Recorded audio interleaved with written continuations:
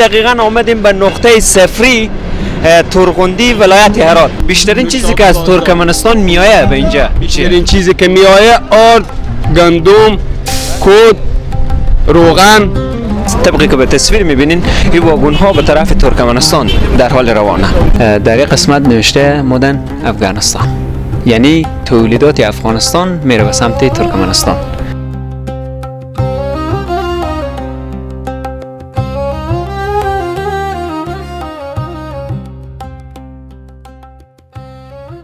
همراهان عزیز، سلام و وقت شما بخیر. امیدوارم در هر کجایی که هستین خوب و خوش و آرام باشین. با همکارا دقیقاً آمدیم به نقطه صفری تورغندی ولایت هرات و قراره که یک گزارش خاصی در ارتباط به نقطه صفری با شما داشته باشین. همراه ما باشین.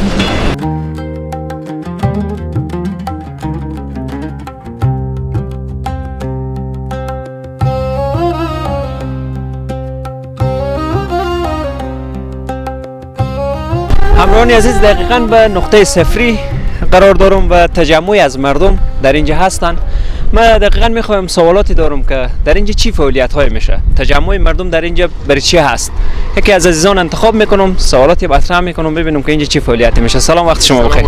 خوش آمدید. صحت شما خوب. بخیر باشین. اسم شما؟ فیض الله. از کجا هستین؟ یک تن شهروند ایراد، باشنده شهرک تورغندی.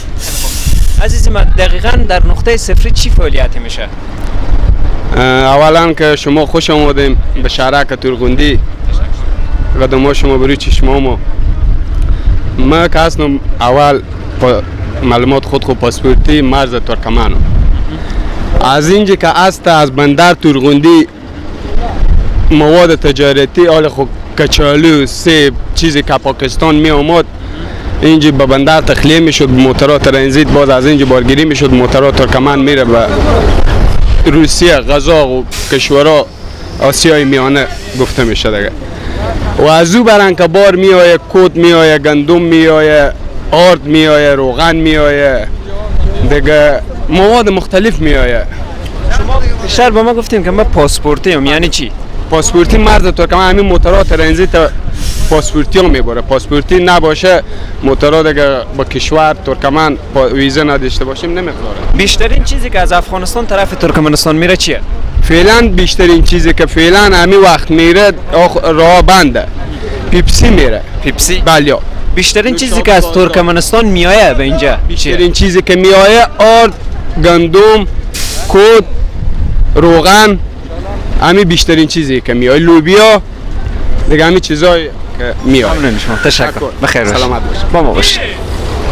همراهان عزیز، طبقی که به تصویر میبینین دقیقاً واگن های نفت آمده به افغانستان به نقطه صفری از ترکمنستان و اینا خالی شده و طبقی که به تصویر میبینیم واگن های هم داریم که گندم و لوبیا و چیزای داخل از اینا بوده. اینا آمده به نقطه صفری تورغندی تخلیه شده و پس طبقی که به تصویر میبینین این واگن ها به طرف ترکمنستان در حال روانه.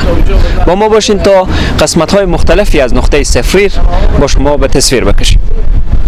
همراهان عزیز، دقیقاً ما داخل بندر تورغندی قرار داریم و در قسمتی از بندر تورغندی اسکلات هایی وجود داره که در اینجا بارهایی که از ترکمنستان میآید و یا بارهایی که قرار به سمت ترکمنستان برای اینجا نگهداری میشه. ما آمدیم که این هم به تصویر بکشیم و این اسکلات ها در داخل هر اسکلات یا مو بارانداز و یا مو گودام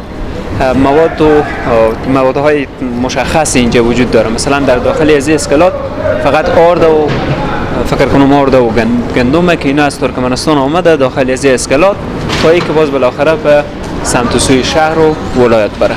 با ما باشین که همراه یکی از کسایی که بار تخلیه میکنه صحبت داشته باشیم و طبقی که شما به تصویر میبینیم دقیقاً همیال یکی از موترها آمده و به دم اسکلات استاد شده و امی بار داره تخلیه میشه و داخل اسکلات جابجا میشه.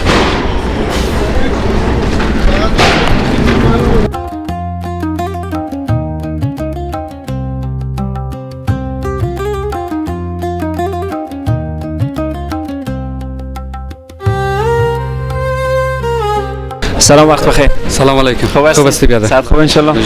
اسم شما؟ روح الله مایار.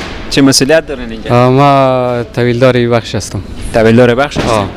دقیقا اینجا چی هست داخل از این؟ اینجا آردام میای از ترکمنستان و از قزاقستان. ترکمنستان میه؟ آه.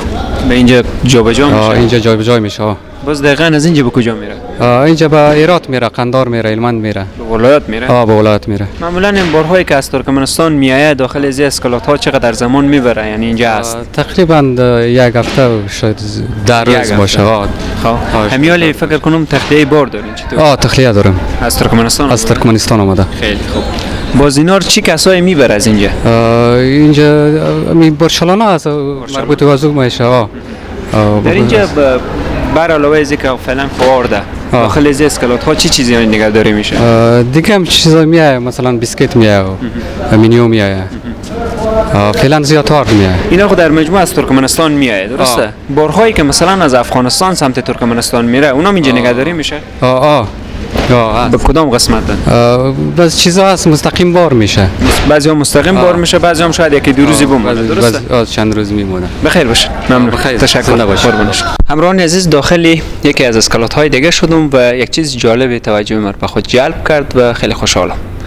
این که در یک قسمت نوشته مدن افغانستان، یعنی تولیدات افغانستان میره به سمت ترکمنستان و دقیقاً داخل از اسکلات که هسته کالاهایی وجود داره که طرف ترکمنستان میره. بیشتر به شما اسکلات رو نشون دادم که از ترکمنستان کالا آمده بود، آرد بود و در اینجا دقیقاً دیگه بخار داریم، دیگه های روحی داریم که اینا به سمت ترکمنستان میره. طبقی که به تصویر میبینیم در اون قسمت هم مواد شوینده که اینا هم از طرف افغانستان، از سمت افغانستان به طرف ترکمنستان میره و اسکلات های زیادی در اینجا وجود داره و داخل هر کدام از اسکلات ها کالاهای مختلفی وجود داره. با ما باشین تا قسمت بندر ترغندی را کاملا به تصویر بکشیم.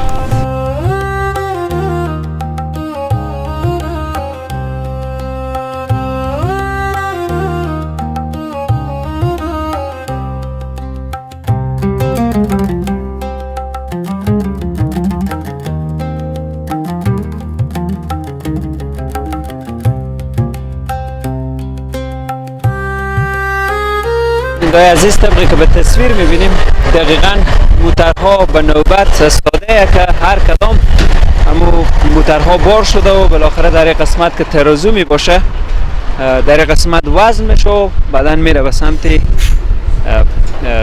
ترکمنستان و این که بار انتقال.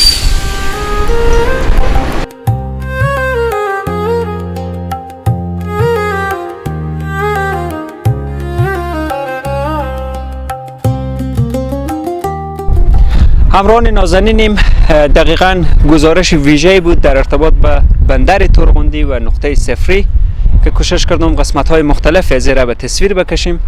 تا برنامه بعدی و گزارش بعدی، بدرود.